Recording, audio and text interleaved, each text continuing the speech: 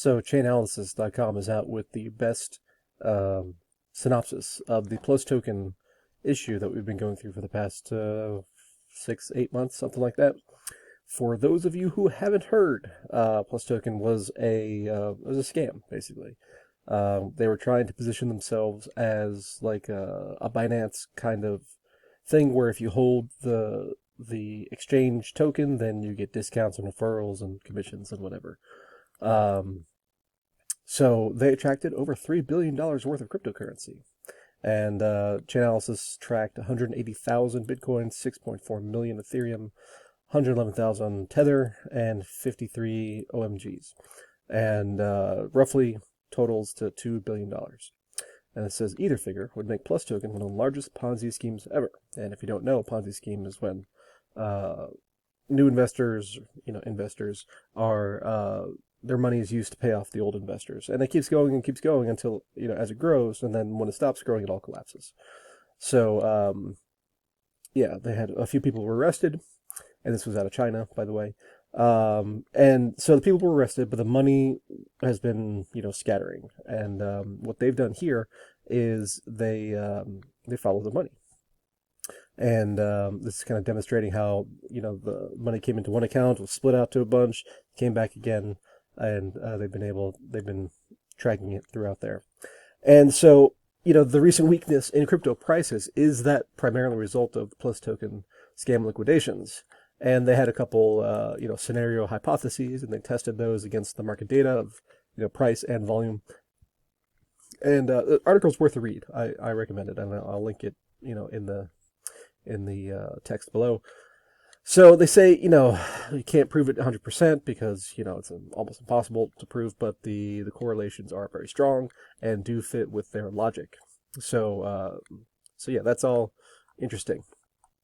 Here's the problem I have with all of that, is that, okay, so we got $2 billion, or maybe $3 billion, worth of currency that's being transacted through the markets, sold off with, with no intention of rebuying, essentially. So they're cashing out.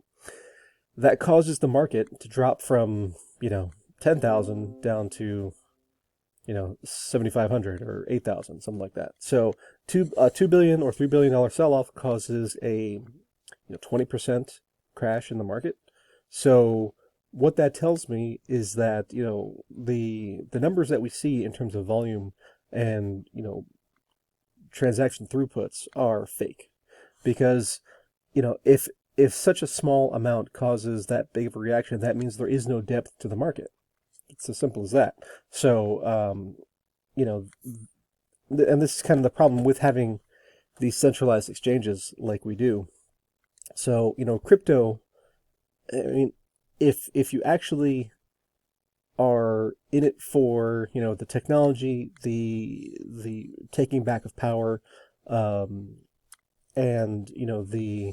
the diversification away from fiat controlled systems, then, you would never want to trade on exchange, and you wouldn't want to keep your money on exchange. So, the things that we're seeing is if we go to CoinMarketCap, volume 24 hours is $19 billion. So what does $2 billion matter, right? So it's all nonsense. Basically.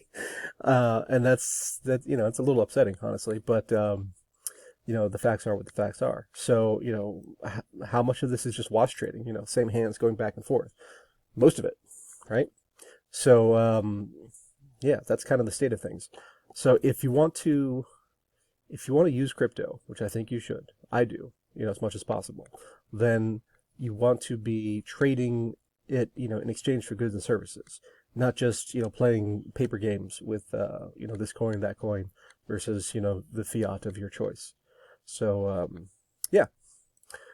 Also, whenever you are putting money into anything, do your due diligence. Read my post on due diligence. And these kind of things won't happen to you. I mean, we have another scam going on right now with Hex. I did a very basic thing. I actually read their paper, and it made no sense. So I didn't buy any. I didn't even claim the airdrop, because it didn't make any sense. So, It's kind of easy to avoid these problems if you just do your own due diligence, because you are actually responsible for your own money, shocking as it may seem. But anyway, that's it for now. I just had to get that off my chest.